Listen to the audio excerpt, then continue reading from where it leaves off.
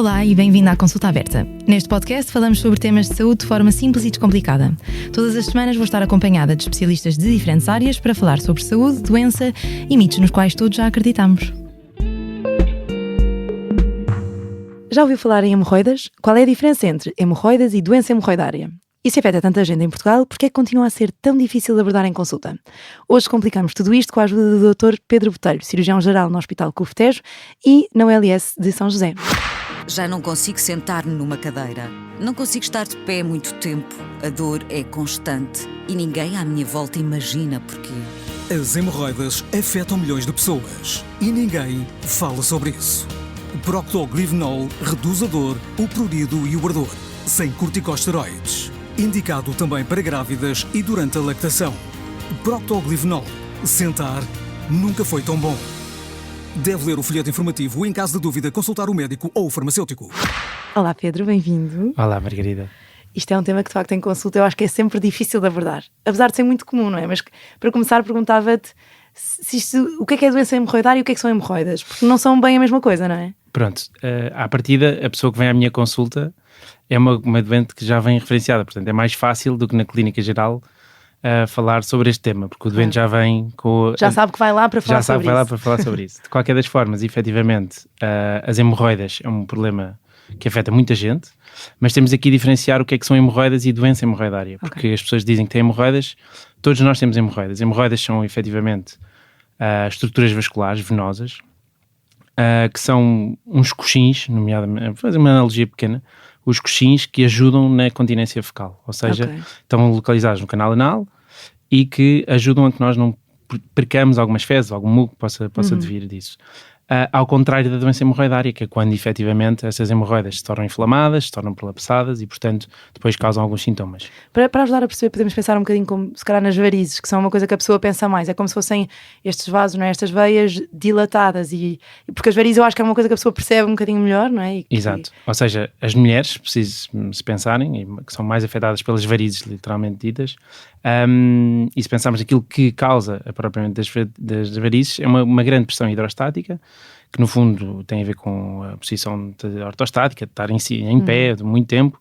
A pressão quase o sangue na parede dos vasos, não é? E isso faz com que efetivamente aconteça o mesmo nas hemorroidas. São estruturas venosas, como já disse, que são literalmente frágeis, o tecido é frágil e, portanto, se aumentarmos a pressão nelas, elas vão claramente ficar doentes. Ok, e então o que é que define a doença hemorroidária? Ou seja, como é que a pessoa, já percebemos que todos temos um bocadinho estas veias nessa zona e que são importantes e que fazem parte, mas quando é que pode ser, quando é que chamamos a isto uma doença? No fundo é quando existem sintomas.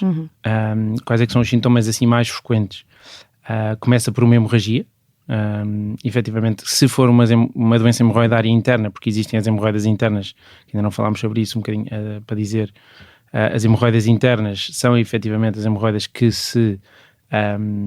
estão dentro do canal anal e, portanto, acima da linha que divide o ânus e o intestino e a parte exterior.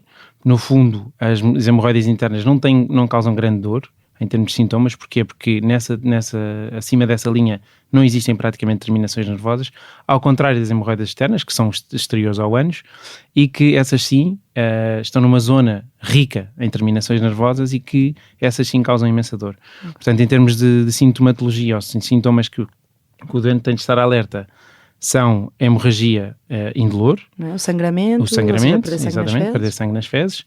Este pode ser só quando limpamos, quando fazemos a higiene perianal, no papel higiênico, ou na retrete, ou na sanita.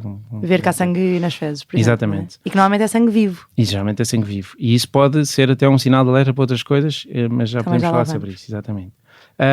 Enquanto que, se for, por exemplo, um problema de hemorroidas externas, pode ter uma dor, e aquilo que nós chamamos de uma sensação de evacuação incompleta, ou seja, a ter a sensação que algo está fora do ânus quando fazemos um esforço a evacuar, mas que efetivamente não são fezes e são as hemorroidas que estão prolapsadas, portanto há algum prolapso. E também um dos sintomas muito frequentes na nossa consulta é a comichão.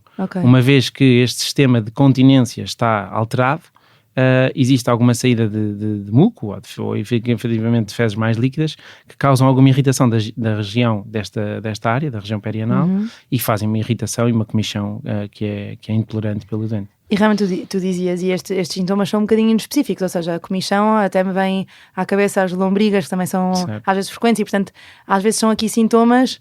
Bem, primeiro tem um grande problema que são difíceis de levar à consulta, porque a pessoa não quer falar sobre isso ou dizer, tenho aqui uma impressão ou tenho aqui uma sensação, não é? Claro que sim. E eu noto isso, se calhar tu notas menos, lá está, porque a tua consulta é específica disso, então as pessoas sabem, mas eu noto muito que às vezes é preciso, a pessoa tem quase medo. Mas há muito estigma, há muita, efetivamente as hemorroidas são uma doença quase, as pessoas sofrem imenso em silêncio, duram imensos anos a chegar à nossa consulta, exatamente por causa desta vergonha. Porque as pessoas não querem falar deste assunto. E que ainda por cima e é muito prevalente, ou seja, é uma coisa que existe muito e que se calhar as pessoas também soubessem. Há estudos que dizem que 75% das pessoas vão ter um episódio de doença hemorroidária na sua vida. Ou seja, portanto, a maioria. Portanto, mais de 3/4 da população mundial vai ter este problema. É um problema que afeta homens e mulheres igualmente, portanto isto não é um problema só das mulheres. Só de um sexo. E efetivamente é mais frequente durante os 45 e os 65 anos. Mas sabes que isto é uma doença que eu já tive doentes desde os 8 aos 80, como nós vamos dizer. Ok, portanto mesmo em crianças. Mesmo em crianças. Crianças têm uma obstipação que não é de todo tida em conta pelos pais, por vezes sofrem de hemorroidas por muito precocemente. Isto é às vezes um problema. Então e vamos a isso, não é? Porquê é que isto acontece? Quais é que são os fatores de risco e o que é que explica que isto seja tão prevalente na nossa sociedade também, não é? Quase 75% das pessoas. Pronto, um dos grandes fatores de risco tem exatamente a ver com o nosso tipo de vida, com o estilo de vida ocidental que levamos. Uma vida muito sedentária, muito tempo ao telemóvel quando estamos na casa de banho.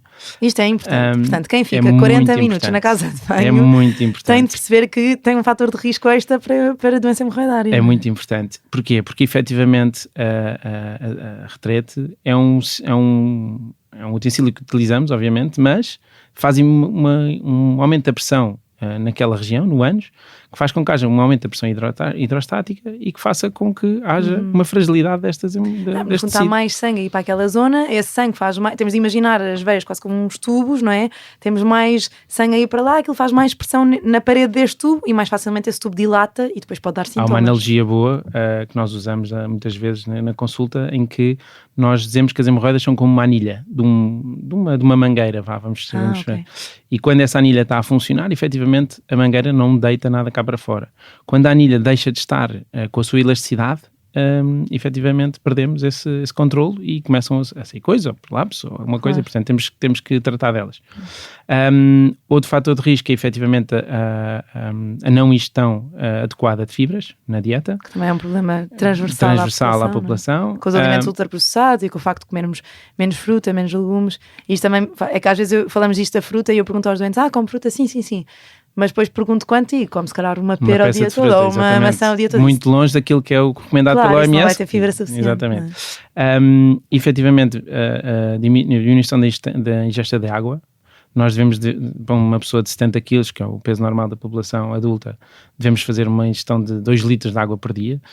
Para quê? Porque efetivamente a função do intestino é absorção de água, e se nós não tivermos água adequada no nosso organismo, o organismo vai buscar água às fezes e, portanto, causa umas fezes muito duras e difíceis de evacuar.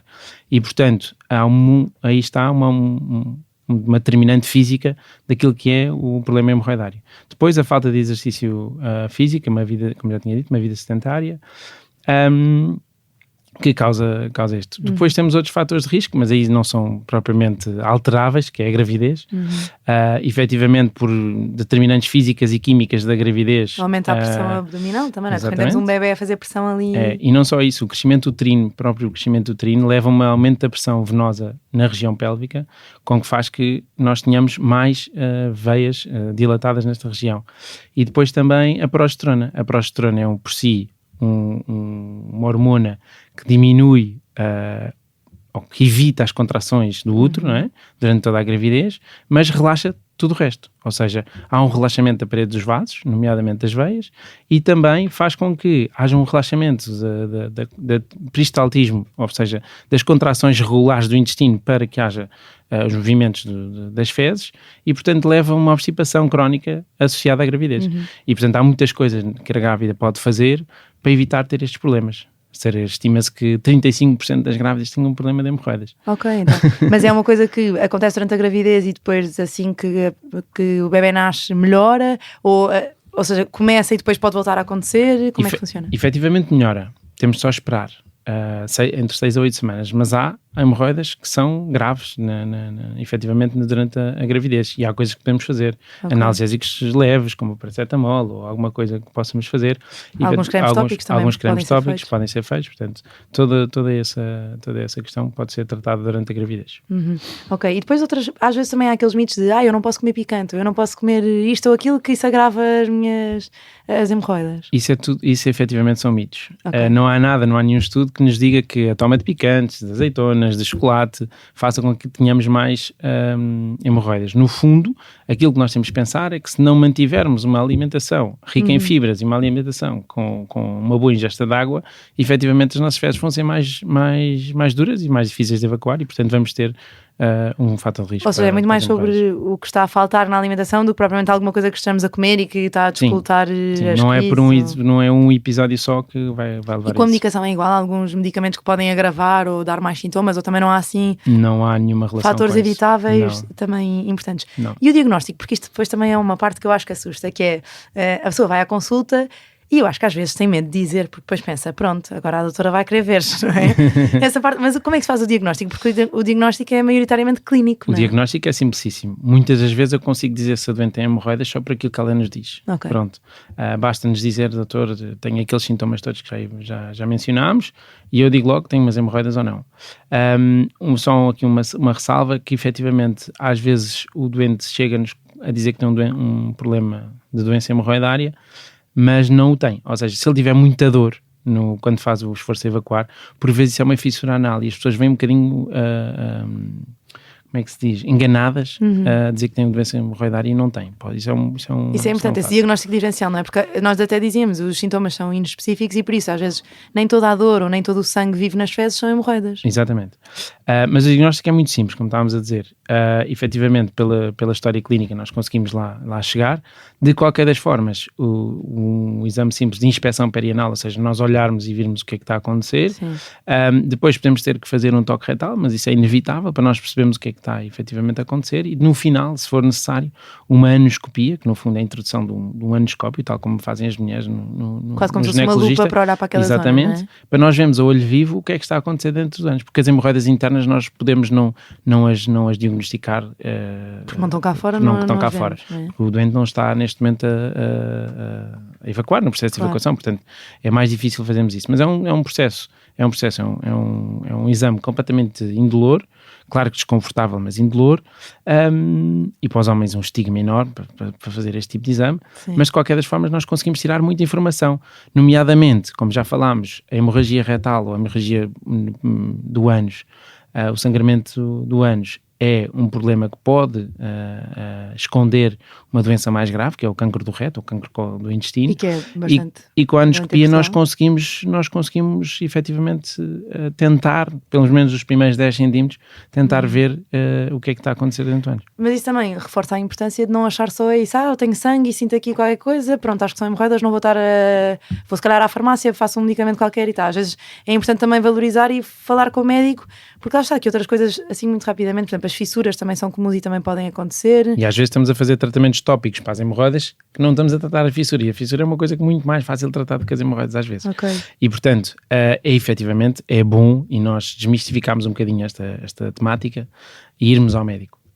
Seja um clínico geral que tenha mais confiança, seja um proctologista, seja um gastroenterologista, alguém da área que possa efetivamente descobrir o que é que o doente tem e que sofre há tantos anos com isto. Okay. E que rapidamente podemos tratar. E depois então temos o diagnóstico.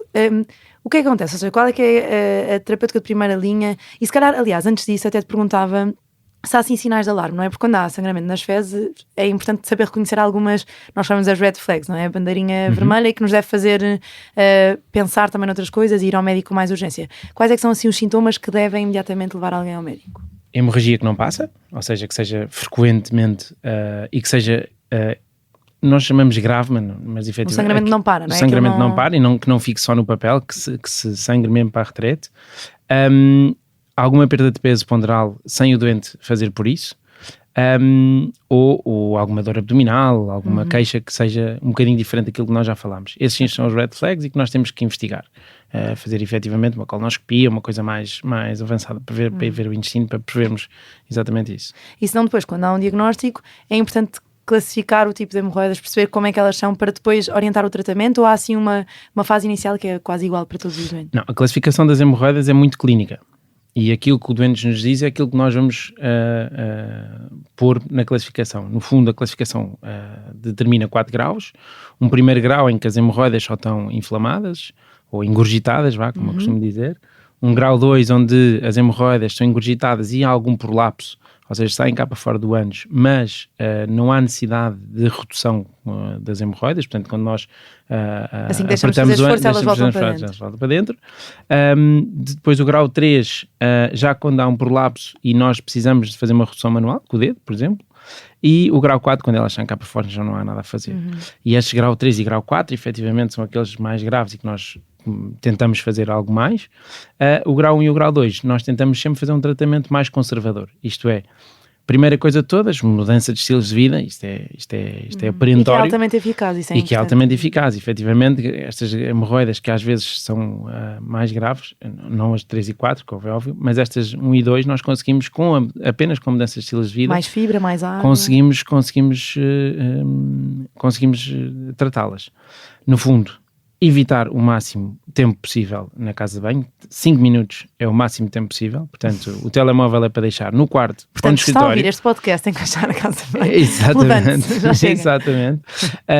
Portanto, o telemóvel é para deixar fora deste lugar. A casa de banho, como costuma dizer, não é escritório, nem é a sala de leitura.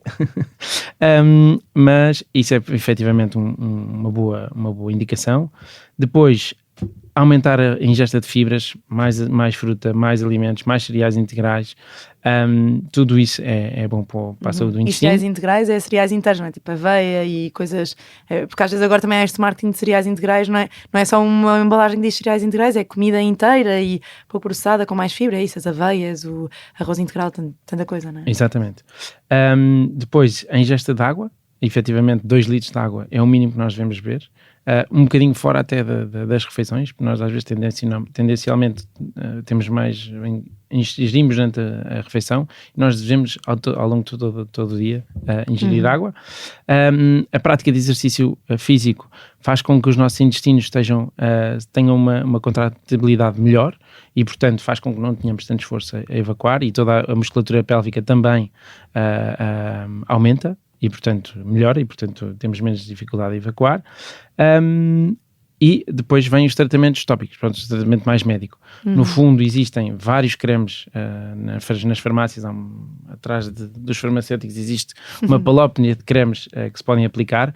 Nós temos de ter muita atenção aos cremes que têm anti-inflamatórios locais. Okay. Porque, por vezes, os anti-inflamatórios são corticoides. Há pomadas que têm corticoterapia e esses são anti-inflamatórios potentes que podem efetivamente, se usados durante muito tempo, podem efetivamente causar problemas na pele. E no porque fundo alterar... a pele também mais fininha e fragilizando mais a pele. Exatamente. E os doentes às vezes têm comichão pelo uso desses cremes e não tanto pelas hemorroidas em si. Pronto, por isso é um alerta grande, porque nem todas as pomadas são de venda livre, mas também nem todas são para se usar ad eterno. Há pomadas analgésicas, é isso que podem ajudar, mas é importante seja adequada e não achar, é isso, mais uma vez também, perguntar ao médico o que é que faz sentido e o que é que pode ajudar. Exato. Depois, passando esta parte assim mais leve, de tratamento mais leve, passar para um tratamento mais médico e de que é feito ainda no consultório, por exemplo, a escleroterapia ou a ligação elástica. É quase um bocadinho coisas que também se fazem com as varizes nas pernas, não é? Que é no fundo exatamente. Evitar tratar estas veias assim mais inchadas. No fundo, o que a ligação elástica faz é apertar a hemorroida, portanto, tirar-lhe o sangue nutritivo e fazer com que ela, passado 1 ou 2 dias, acabe por sair naturalmente. Mas qual é que é o grande problema? E da escleroterapia também, no fundo é a injeção de um fármaco que faz com que haja uma fibrose daquela região. E o que é que acontece?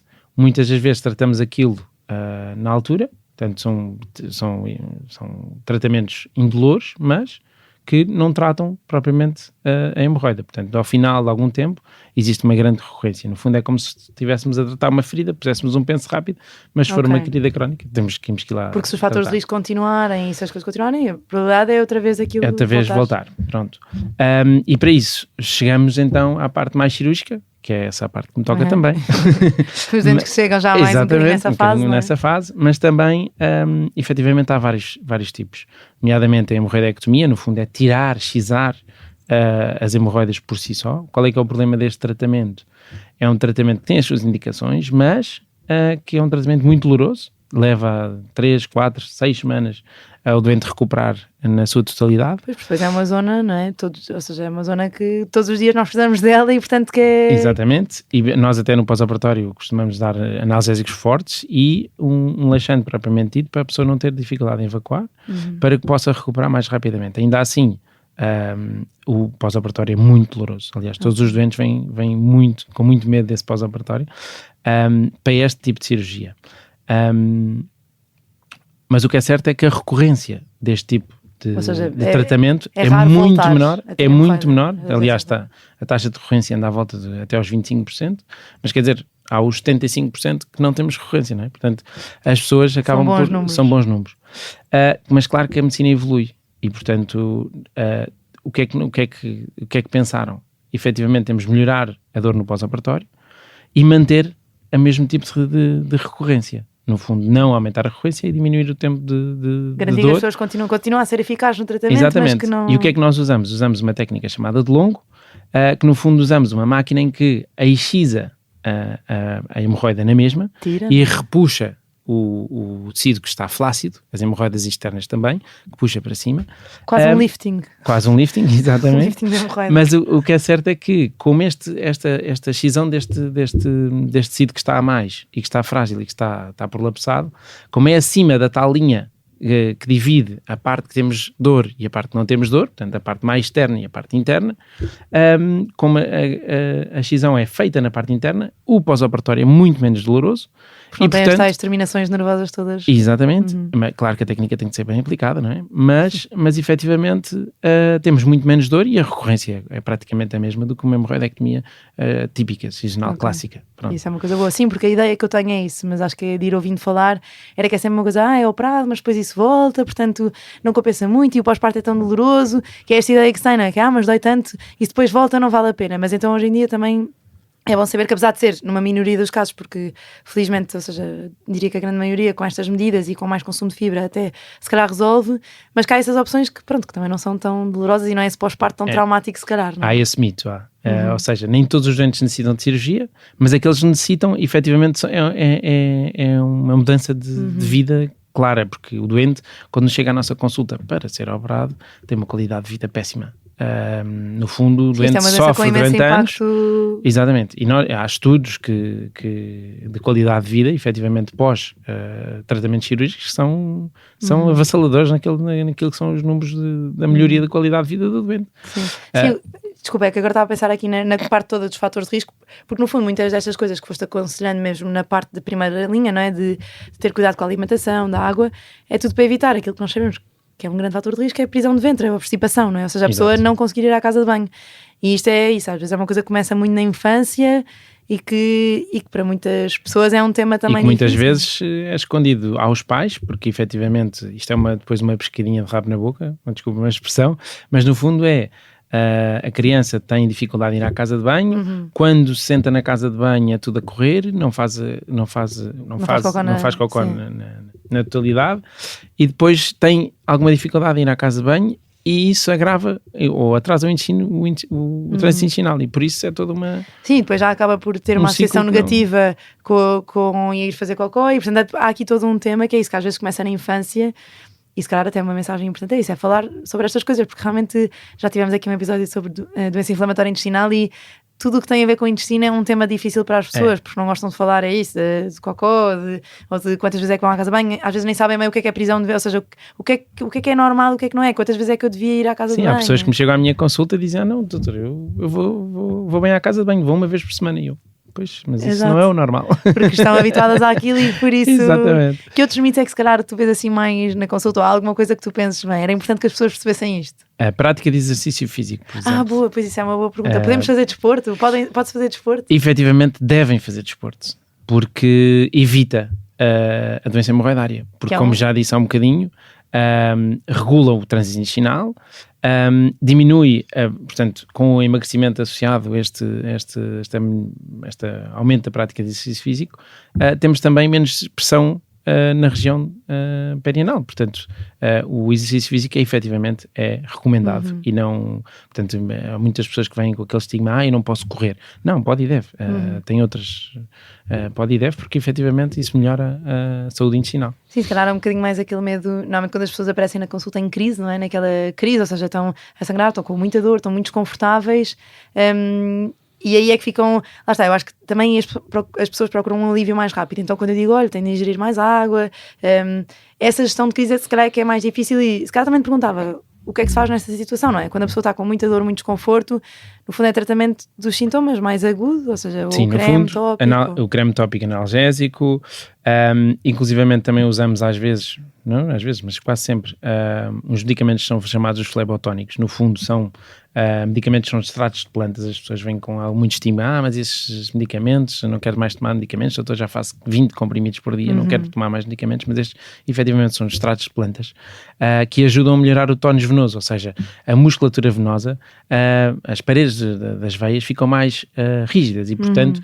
há uma diminuição da fragilidade dos tecidos nesta região. E pode ajudar nesse momento. Não é? Exatamente. E efetivamente, esses medicamentos também são usados nas varizes. Sim, dos membros inferiores, portanto, quer dizer, é bom. E depois a parte toda é isso de, ou seja, também ter cuidado com a alimentação, mesmo na fase aguda é importante, e pode ser importante às vezes ajudar, ou seja, se a prisão de ventre é um problema tão grande, por exemplo, tomar um laxante ou ajudar alguma coisa que possa ajudar, isso faz ou nem por isso? Faz. Pessoas que tenham diminuição de trânsito intestinal devem efetivamente tomar laxantes. E laxantes há vários tipos de laxantes. Lá está, mais uma vez, na farmácia há uma panóplia, uma oferta enorme de laxantes, mas há efetivamente uns que são melhores que outros, e nomeadamente os laxantes osmóticos, que no fundo o que vão fazer é amolecer as fezes e fazer com que não haja tanta dificuldade em evacuar. Outra coisa que nós podemos fazer é a suplementação de fibras. Que passa, idealmente com a alimentação, mas quando não dá... Quando efetivamente não conseguimos chegar às tais 30 gramas por dia que são necessárias fazer, podemos suplementar. Há montes de suplementos de fibras na farmácia, nas parafarmácias, que hoje em dia estão muito disponíveis ao pé de nós.